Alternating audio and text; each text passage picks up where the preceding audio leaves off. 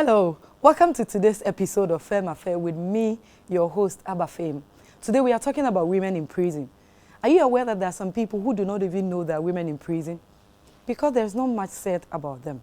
So today we're going to go into that discussion and give you all the details that has to do with women in prison. A very big thank you to Furniture City for this beautiful setup. Enyo's Blend did my face beat, Barikima Clothing was in charge of my outfit. Then GH Media was in charge of production. We'll take a breather, but Femme Coat is up next. Not all single moms are products of moral bankruptcy, but victims of untold circumstances. Others are also reformed and renewed from past mistakes. Judge them not, but help build them up, for a lot of them are actually heroines. Welcome back from the break. We are live at Furniture City on the Spinters Road. Today, as I said, we are talking about women in prison. I have two great personalities to do this discussion with. But before I introduce them, we would like to share our slogan with you. When we say Femaffair, you respond by saying, it's a woman's time. Mr. Ibrahim, are you jealous? I didn't hear you. I'm not jealous. It's a woman's time. So Femaffair, it's a woman's time. Nice one. Yeah. This beautiful lady here is a woman I admire. When I read about her profile, I was like, well, when I grow up, I want to be like her. She is the Officer for Criminal Records and Aftercare of the Ghana Prison Service. Next to her is Mr. Ibrahim Kwate. I'm sure most of us have seen him on our TVs with the good work he's doing when it comes to prisons. But today, we are going to focus on the women in prison when it comes to issues that has to do with prison services in Ghana. So my first question will go to you, DSP Sewa. Yes, madam. Okay, I like the local name though. Thank you. When we talk about women in prison, is it a worst case scenario, or is it something that is absurd to talk about when we mention women in prison? Let me first of all take the opportunity to thank you for hosting me on your show. I would also like to thank your viewers. When we say women in prison, I personally don't think it's a strange thing to find women in prison. Okay. As we know, prison is a place for people who come into conflict with the law in the society. And women are part of the society. They are human beings, so they are bound to commit crime. Even the Bible is clear on it. During the days of Adam and Eve, Eve was the first to break the law. So it's not a strange thing to find a woman in prison. So we're actually supposed to be in there first. Yes. So it's not a strange scenario to find women in the prison. Yes. I would come back with a follow-up question, but Mr. Ibrahim Kwate, with your experience in prison, you've gone to several places, and I'm sure you have a great idea about what goes on there. When we talk about women in prison in general, what comes to mind? Right. Just as she said, human beings are naturally predisposed to crime, predisposed to sin. You know, so far as society is functioning, you expect so many people to commit crime. It shouldn't be a gender thing, because crime has no color, it has no gender. So when we are talking of women in prison, naturally you would expect to see women who have breached the law to find themselves in prison through the illegal regime.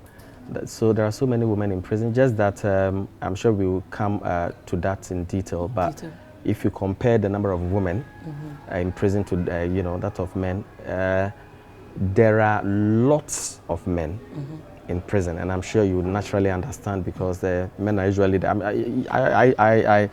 I believe strongly you wouldn't agree with me on this, but the breadwinners, we naturally have to fight, we naturally have to do whatever it takes to put food on the table. So in the course of you know, doing whatever it takes to get food on the table, there are instances where you breach the laws. That could be one of the reasons why we have lots of men in prison. And women, by their natural disposition, you wouldn't find, you know, most of them committing crime. Women are soft in quote, they are careful, and so on and so forth. So perhaps there is no empirical study, you know, to sort of indicate the reason why we have lots of men in prison and then you know, not much, you know, in with regards to women in prison. But this observation is my observation, that you know, reason why we don't have most of them in prison. I'm sure the DSP equally understands the situation. And so one female, if you go there, it's virtually like a home, because it's beautiful, because the women are there. What women would do, I would throw my shirt anywhere home. The woman wouldn't do that. If you go to the men's corner, it's worse. There are over 4,000, but she can give us the figures. But in regards to women, I think we don't have most of them there. Yeah, okay. That's a great submission. I want to follow up with this. When it comes to women in prison, should the women in prison be entirely blamed for them being there? Well, to be blamed entirely will depend on the type of crime committed and the judgment imposed on that person. Okay.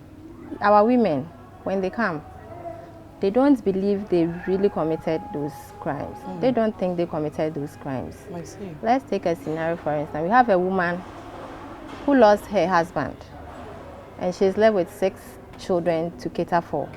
She doesn't have any means of, any source of income. She goes to someone's farm to collect the leftover of maize on the farm to feed her 6 hungry children. She was arrested and charged of stealing. Such a person, to her, her main reason, her main aim for her action is to what? Feed her 6 children. Do you blame her? No. I personally think that the society should partially be blamed too. Because in a society where certain structures are not in place for the woman to function well, crimes are bound to happen. So, Mr. Kwarteng, I'll come to you with this question. You are not part of the prison officers. It's your foundation that works towards these things. Per your experience, what is the state of the women in prison, in Ghana prisons? I think if you were to visit a female prison, you wouldn't think that it is actually a prison. From what we have seen, you visit in some female prison, and it is virtually like a beautiful home. Really? Where people are being taken care of. Oh, wow. And I always say that it's not advisable for women who are troublemakers, for instance, to visit a prison, a female prison, because they may think troublemakers, women who are troublemakers, and then women who are in the poverty bracket to visit a female prison. Because if you are not careful, you may think that that place is even better than your own home. Yeah. And because of the way the structures are, because of the fact that we don't have congestion in typical female prisons, because of the way the wardens you know, have organized the place. You know, women and organization, unlike men. And so I would say it's a beautiful home. But the most important thing is that once it is walled, you know, the perception that it is a prison alone psychologically brings you down. Because no matter how beautiful a prison is, you wouldn't want to be confined within the 4 walls of a prison for even 10 minutes.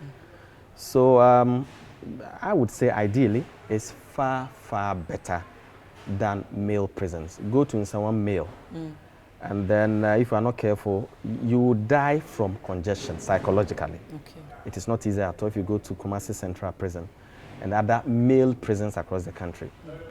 It is not like that. It is worse. But if you go to Sekondi, for instance, it's a typical good home, just like the Nsawam female prison. So I think it's better, but just as I said, psychologically, it drains you, and nobody would want to be in a female prison because it is a prison. Okay, so on that note, we'll go for Men's Corner to get to hear what the men have to say.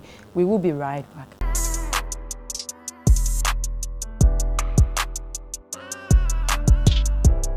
I personally believe in change, or personally believe in a second chance. If they've done wrong and they are in prison, doesn't mean they are not part of us. They are humans like us. Blood flow within them. So I think they should be encouraged and be given all the support and the best to make them feel they are also part of us. Yes. But I feel some of them are paying for their crimes, so we take it as such. To see women in prison is very sad, but I think some are paying for their wrongdoings that they did, and some also they are just there just for nothing. They didn't do any wrong thing, but they are just there. So it's a very sad scenario to me. The state of women in prison, I think they go through a lot of hardship over there. They urinate there, they eat there, and sometimes they can't even sleep because the heat over there. Charlie.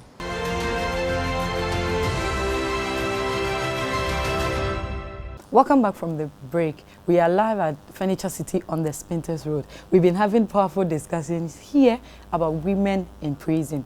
And it's been amazing the things that has been shared so far by our panel. So DSP Sewa, can you make us understand some of the crimes that landed our sisters, our mothers and our aunties in prison? Okay. You know, female, we commit similar offense as our male counterparts.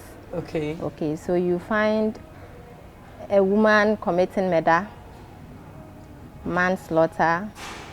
We have women engaging in human trafficking, doing fictitious trading, dishonestly receiving. You have them stealing. You have them committing robbery. You have them causing harm. You have them engaging in assault and many others. Yes. You didn't mention rape. It's rape part. Are the women raping men coming to prison? I've not heard of a woman raping a man. Yes. Is it that the men are not reporting or? Maybe. Oh, okay. Maybe. I see. So please I've not heard of that case. Okay. Yes. Mr. Kwati, I always want to come back to you because of how your foundation is working. Sure. And most of the time when you watch your show, you realize that you hear some of the stories and it's like, so this thing took this person to prison and all that. And you are wondering what happened. So what do you think could be done to save some of these petty issues, or save the people from these petty issues that shouldn't land them? Yeah. Because we've seen several people that they just a bail to be out of the place, but they were there because they didn't have the money. And the crime they committed, maybe we don't know the law, or we are not into these things, or won't understand, but we see it to be not a big deal. Right. But they end up it's a big deal. It's a big deal. These are petty We offenders. only realize a big deal to the law when Absolutely. they are arrested. Absolutely. I think it's a lack of appreciation of the criminal justice laws in this country. So many people don't understand that if I commit this crime, it could take me to prison. And so it is important for stakeholders in the criminal justice chain to educate the public on some of the things that could take them to prison. It is also the responsibility of the media. We should have journalists in criminal justice who could use their platform to also educate the public on some of the things that could take them to prison. And if you look at what usually takes them in there, poverty cannot be discounted. There are people who are naturally thieves. No matter what you do, they will steal. Some come from good homes. So what you usually see is that maybe somebody goes and steals plantain, somebody goes and steals a fowl. Like the woman she mentioned. Absolutely. That woman had a peculiar case. I took them to their village.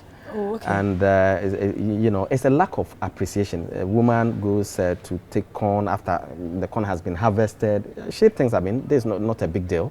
Yeah, so just as I said, we need lots of education. But I think one thing that is worrying is the fact that petty offenders should not, be sent to jail. These are petty offenders. That because we don't have a non-custodial law in this country, it's become a problem. The non-custodial sentencing bill has been in Parliament for many years. Our foundation has been championing the passage of this bill into law. If you go to advance some countries, abroad, you realize that petty offenders are usually on the streets. They work, they contribute to the development of the country. You see some Chinese people working, you see them as contractors, but most of these people are prisoners who have been brought, who have been exported to work for the benefit of their country. So China gets a contract in Ghana And then some of the workers are prisoners. So we've been doing a lot of advocacy on that. You know, look at the way our gutters are full, our gutters are stinking, our muddy streets and so on and so forth. You know, why shouldn't we use these people who go to prison? Why don't we put them on the streets to work? Someone steals a fowl and the judge asks him to pay a fine of 200 Ghana cedis or else in default serve maybe 2 years in prison. Now calculate the amount of money government is going to spend on this individual for 2 years against the 200 Ghana cedis that he is supposed to pay. So we'll use your platform to you know, to appeal to Parliament, to appeal to government to ensure the passage of the non-custodial sentencing bill into law, so that instead of you seeing plantain thieves go to prison, we will have them work, you know, for the benefit of the country. And then when they go in, DSP and others have, you know, a lot to do in there. I would like to go to the reforms in place in taking care of the women. But before we go, he mentioned something I was going to ask. The law he's talking about, is there something Ghana Prison Service is doing to make sure that these things are passed on time to help the prison service effectively, work effectively? Well, this is where we need the criminal justice system to work. Yes. What I know is our administration too are playing their parts. Yeah. Yes. So we are hoping. There has been a series of conferences in relation to non-custodial sentence. And since prisons has a role to play in criminal justice system, I know there have been meetings in relation to that, and the bill is at Parliament now as we are talking. So all that we are waiting for is for Parliament to pass the law, then we will implement it. So on that note, we'll go for our Yellow Women's Corner. We will be right back.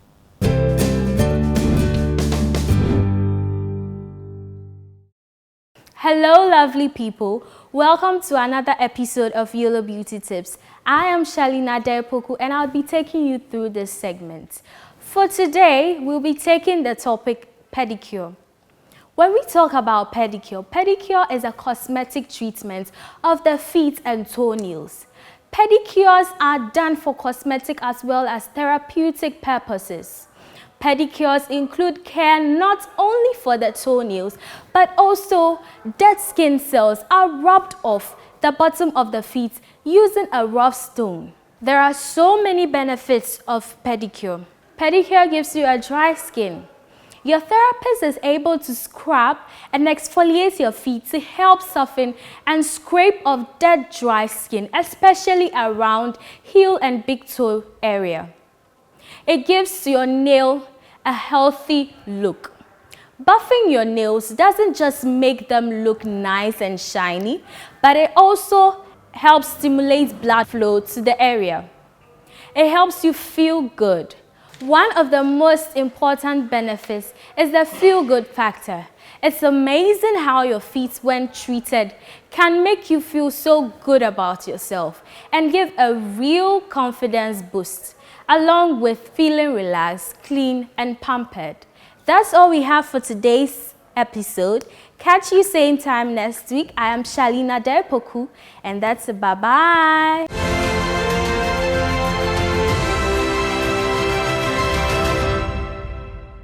Welcome back from Yellow Women's Corner. So we are about to wrap up our discussion. DSP Sewa, you are in the Ghana prison, so I will start with you. Mr. Kwating, you've been going there.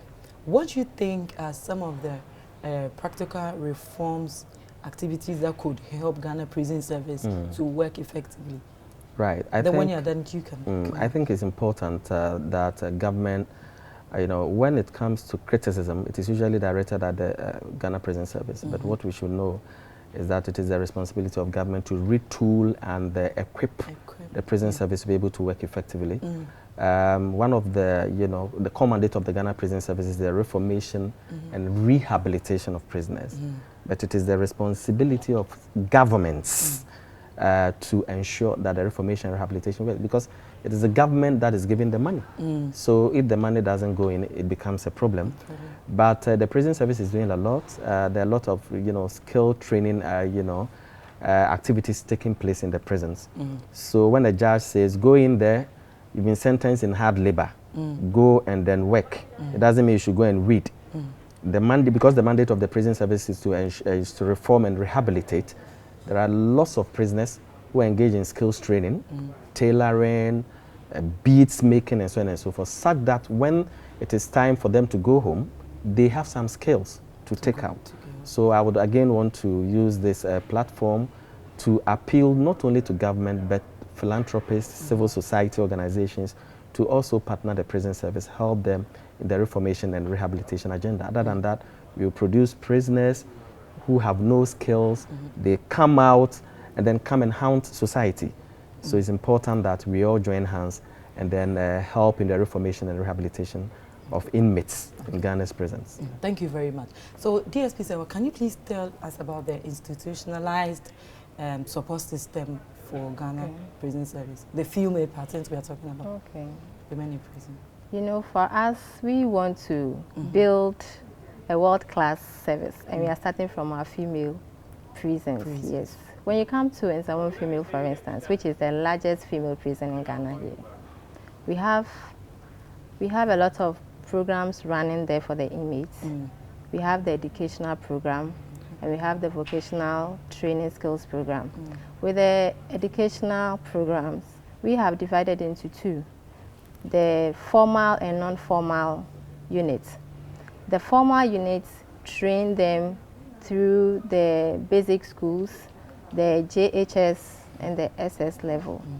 Then we have the ICT training today. We train them on ICT programs, and it will surprise you to know that some people have diploma certificates in ICTs and other certificates. When you come to the non-formal, you know, some inmates come in without knowing how to write their names. So we train them how to read and write. So before they leave, they know how to write their names, how to spell certain words, how to do simple calculation. Let's come to our vocational training skills program. Here we have a lot of programs running. We have the rabbitry program, where we train them how to rear rabbit. We have the salon, the hairdressing salon, train them how to braid, how to do hairstyles. Then we come to the bakery. We also have the bakery units there. We train them how to make bread and pastries.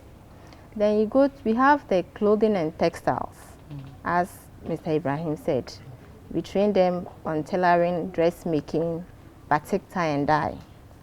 They have beading units where we train them on how to make beads, beaded necklaces, beaded bags, and beaded slippers. Then we have the fascinating units. And we have the catering units. We teach them how to cook. Some come without knowing how to cook, and they are women. They have to learn it. So yes, we teach them how to cook there. And they take NVTI certificates in those areas too. So we are doing our best. Let me use this medium to thank all our NGOs, the NGOs, philanthropists, like Mr. Ibrahim. He has been doing tremendous work at our place. And the religious bodies who have been helping in these areas. Yes, we really appreciate their effort. So we are doing our best to train them in these areas, to equip them, so that they can learn trades that will help them when they come out to be better people in the society. Yes. Okay, great one. Before we wrap up, you mentioned all these things that are practical. How are the emotional, the psychological side of these women handled? Okay, you know, in our prison system, we have professional service providers. We have pastors, we have counselors, we have psychologists, we have aftercare agents like myself. We have, and recently God has blessed us with doctors too. So, and we work hand in hand with the Department of Social Welfare. So when they are admitted, we first do need assessments. Some of them come in very depressed.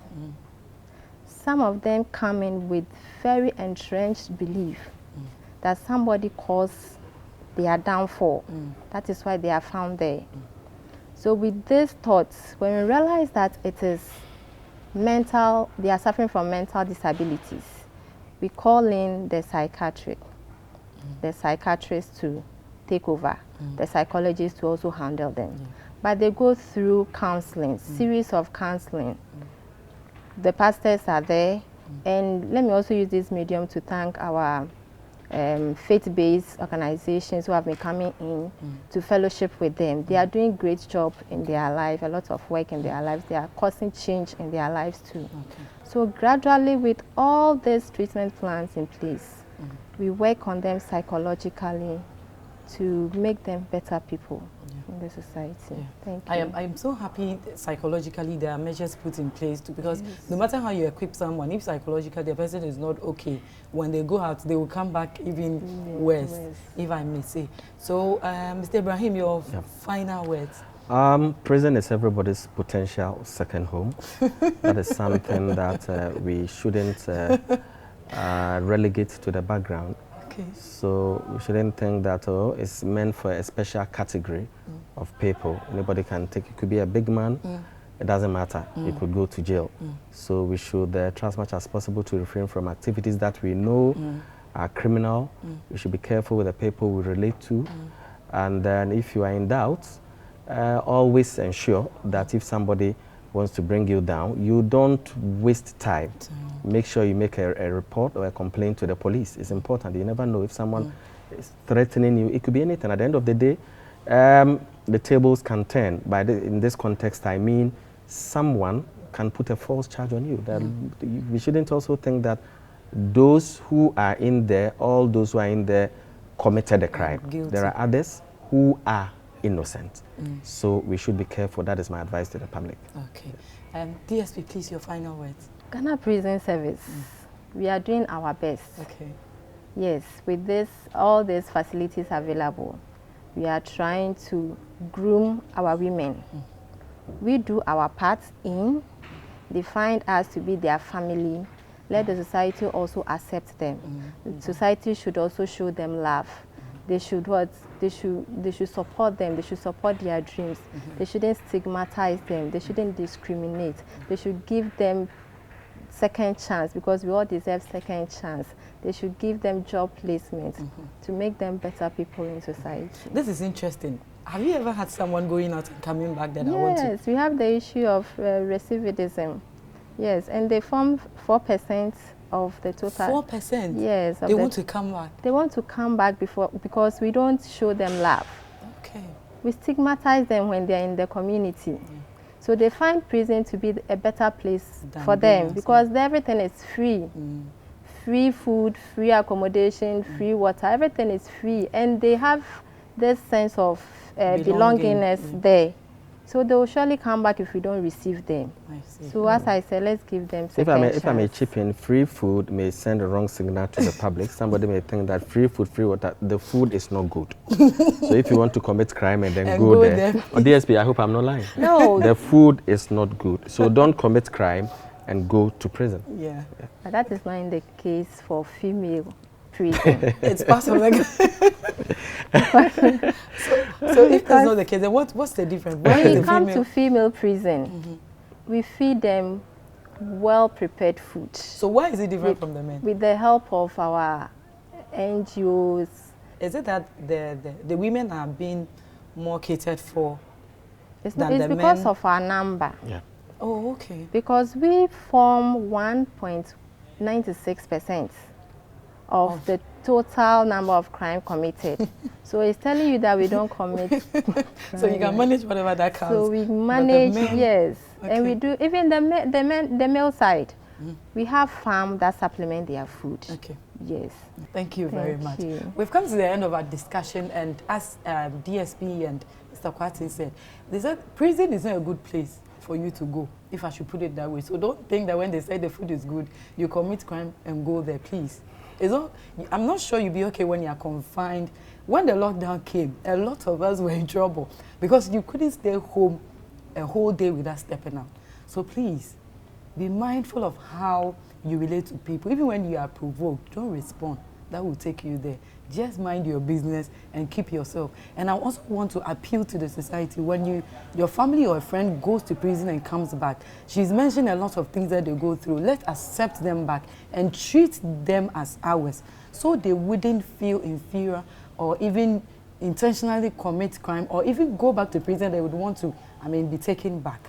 I would like to say thank you to Furniture City for this beautiful setup. Enyo's blended my beautiful makeup. Barikima Clothing took care of my costume. Then GH Media took care of the production. My name has always been Aba FAME. See you same time next week. God bless you for watching.